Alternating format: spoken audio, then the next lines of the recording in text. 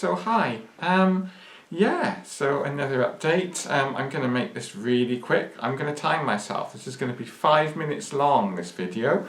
So let's time myself on my phone.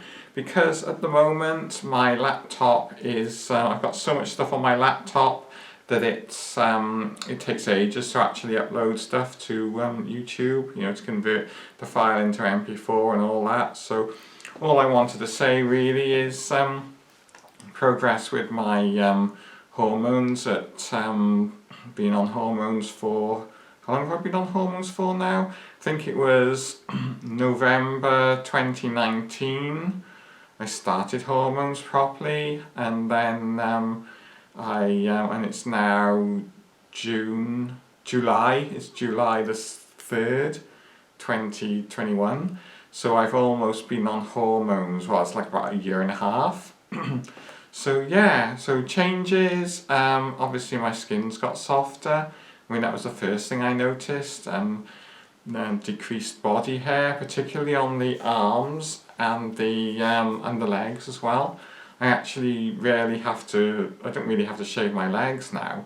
I've only got little patches of hair on my legs, like underneath the knees and just below the knees and around the ankles a little bit. So, but I mean, I haven't shaved my legs. I forget that when I actually shaved my legs last. I think it was last year.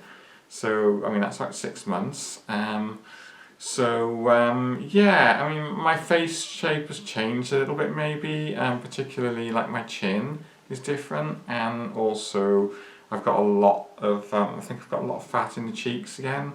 I got a lot of fat in the cheeks, so, not again, because I didn't have it before, but what's happened with that is it's actually made my under eye circles more prominent, so, and my eye bags more prominent, so I'm going for a blepharoplasty surgery. I've got my second consultation next week, and then hopefully they can give me a date then, so I'm going for like a lower blepharoplasty to kind of lessen those. I've always had them since I was young, so you know, it's something I've always wanted to do. So yeah, so I'm basically, well, I'm on the patches at the moment, so I mean, I was on Estradot, so I was on those, and what I do is I put one on each thigh, so I'm on 150 micrograms of Estraderm at the moment, so it's actually Estraderm I'm on now. They're okay. I don't think they stick as well as the smaller ones, because these are much smaller, but the patches in here are much larger. So for instance, I think I can open this one.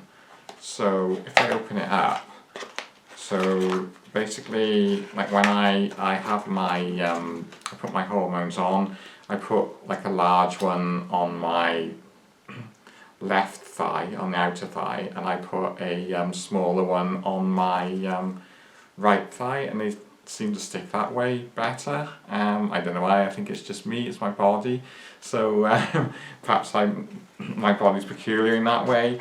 So yeah, so like the patches themselves are actually, say like that one patch is about that size, and the other patch is like about I don't know, about that size, if that makes sense.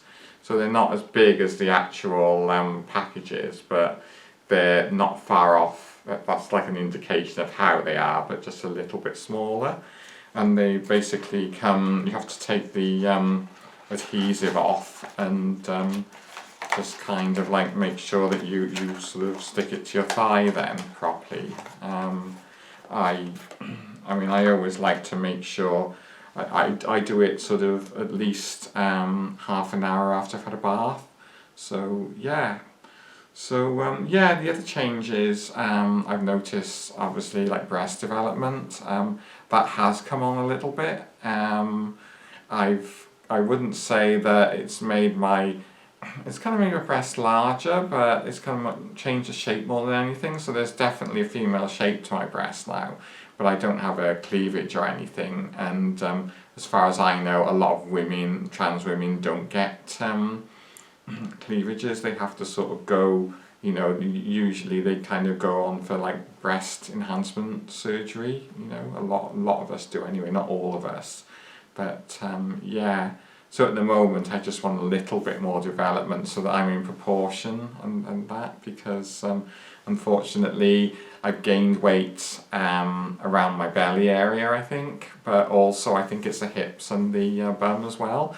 So for instance, I bought a woman's pair of jeans back about 2 years ago before I started E, and it sort of they kind of like didn't fit me properly really. There was a kind of lot of sagging in the jeans, but I put them on the other day and they fitted perfectly.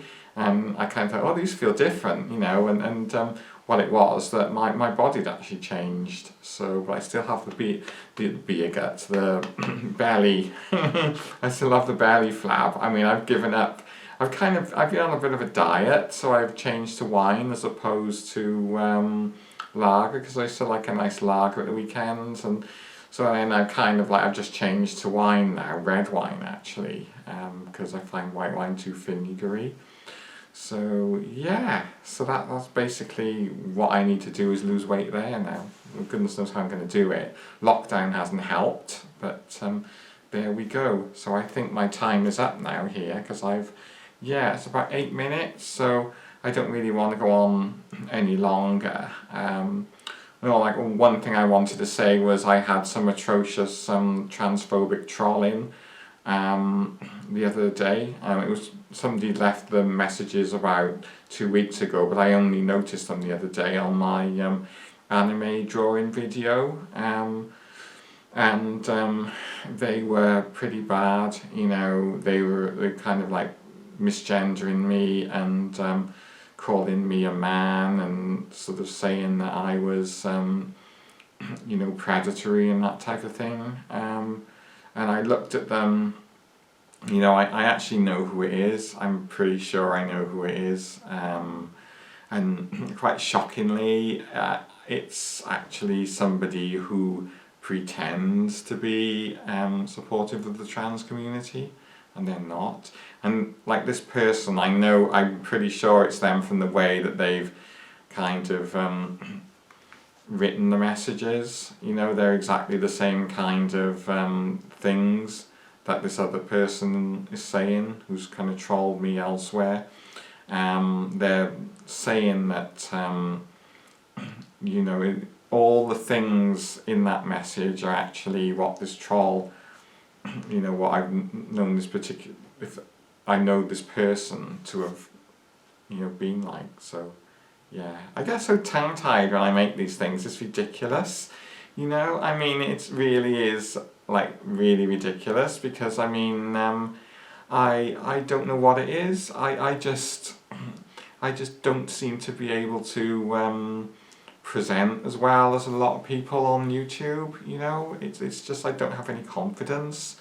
I've done a few presentations for work, and they're okay, but I've always had to read from a script, you know, and people have been really kind, you know, my colleagues are really nice, and they kind of like been great about it, but I just know, I mean, it makes me cringe that to know how I actually present things. I know it's really boring to people, but yeah, this troll, I mean, this troll actually, just to think of the kind of nerve they've got, you know, the actual audacity to present themselves online as like a kind of the voice of trans people, and then to actually misgender me and to put my name in inverted commas as well.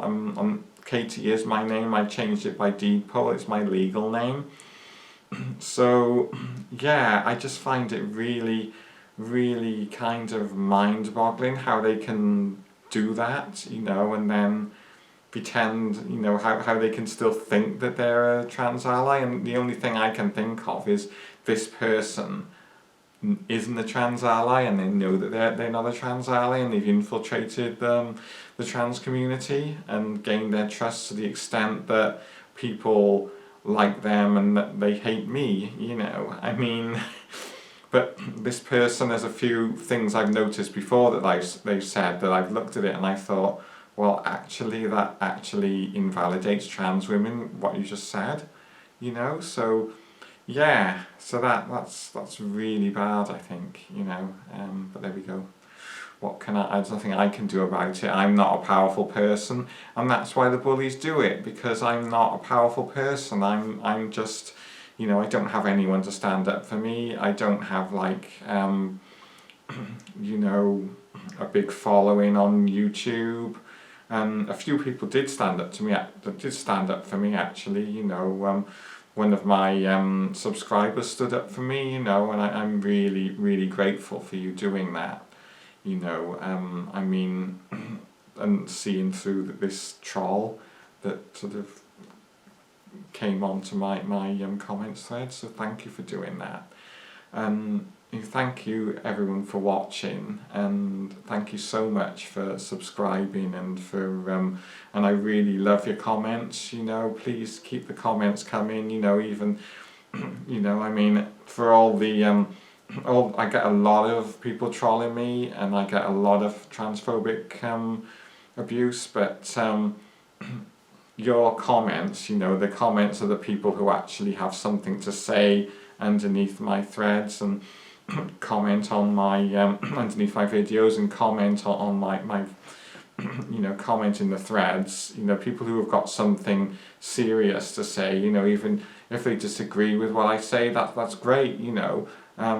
But as I say, they make the actual, you know, they kind of keep me going on really, because the transphobic trolls, I don't really, you know, I don't really care much for them. I can see right through them, and I was disappointed that this person turned out to be somebody who is really prominent in the trans community at the moment.